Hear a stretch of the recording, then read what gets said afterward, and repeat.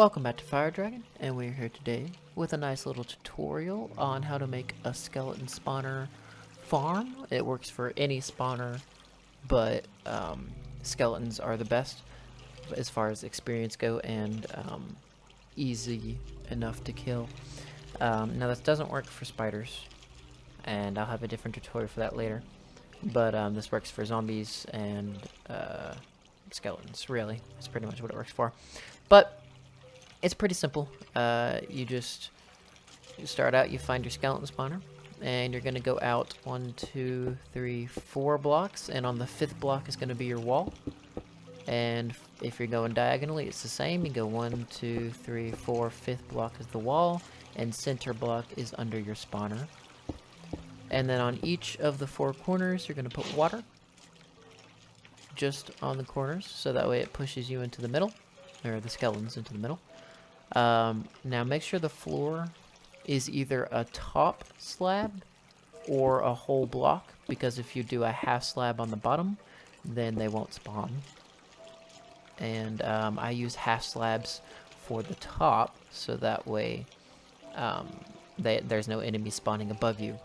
And it's best to light up the areas around you so it's not wasting any spawn chances on that area instead of the spawner.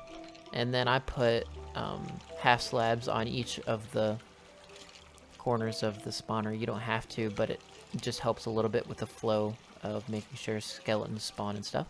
And when you destroy the block, or whatever light you use, you can just use torches on the walls, of course. They will start spawning, slowly but surely. They will spawn. But anyway, we're going to follow it down, and we're going to actually put the light back on so we can see just a little bit. You're going to go down, and you're going to make sure you go down 3 whole blocks. 1, 2, 3, and your water is going to be placed on the 3rd one, and that'll be enough room for the skeletons to jump around. And whenever I made the floor, I did half slabs that were on the top half, so that way they get an extra half block of jumping room, and then they'll fall down here. And what you're going to need to do is go out 8 blocks. So we got 1 for the water, 2, 3, 4, 5, 6, and then you're going to put ice, which is your 7th, and then soul sand, which is your 8th. And, ooh, don't want to do that. I'm going to go back down, we're going to replace our water. And this will take you about 2 blocks over your wall that you made in here. So it'll be plenty of room. Now, like I said, you're going to place ice down here because it's going to help slide the skeletons into that water. And they should go every time, and if they don't make it all the way over to the water to be pulled up, then the next skeleton that does spawn will push them into the water thing. So it still works pretty dang well. And then on this first wall, right above the ice, you're going to put signs going all the way up, so that way you don't have any water flow over to here. And it gives a whole area, so because the skeletons are likely going to catch just the edge of this before they pull up, and you need this whole area of air, so that way the skeletons can actually go all the way up, and it helps them to not drown as well. But they should be pulled up fast enough to not drown either way.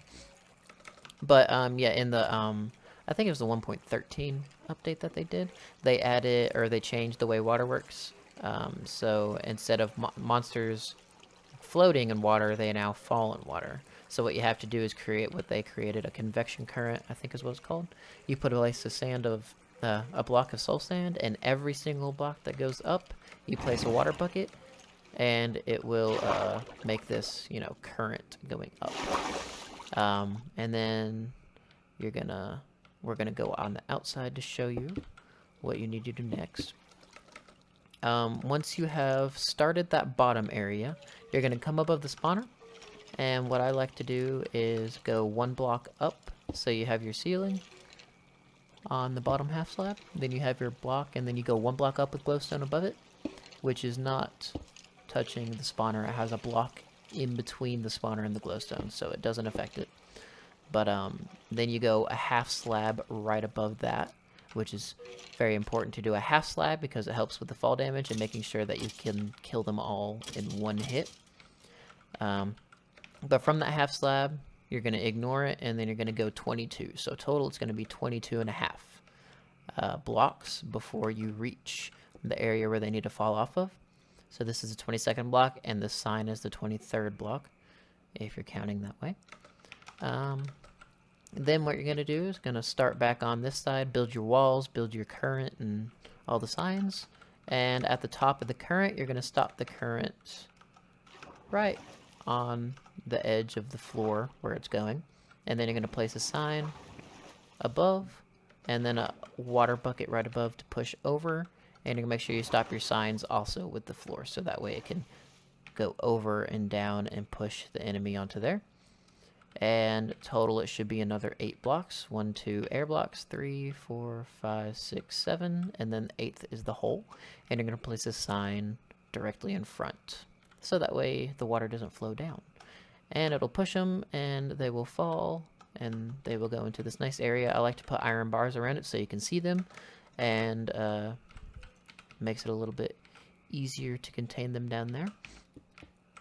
Then when we go back down, we will see that we have our skeletons. They can't see us because they can't shoot us unless you're like right up against them, and sometimes you can see he looked at me, but I'm in creative mode, so he didn't start shooting. But you have plenty of room back here to reach and attack with. And the best way to do this in here, I'm going to manually spawn a bunch of skeletons in here, just to show you the best way to do this. And then you can see over here, I put some glass so that way you can see them go up, which is nice, I think, aesthetically. But you can hear them dropping behind me. And the best way to do this, you can use wooden swords or stone swords. I like stone swords because they last longer and they're cheap. And you probably want to upgrade them to Sweeping Edge 3 to help out a little bit, but you don't have to. Just regular sword works. Disposable, whatever resources you have. And you're going to attack them, so you can attack more than one at a time with the sweeping feature of swords. And you can pretty much kill them all at once if you do it from the right angle. Then I would put if you don't want glowstone there, you can easily put a hopper there, leading to a chest, so that way it can pick up the loot wherever you want it to be and wherever you want it to go.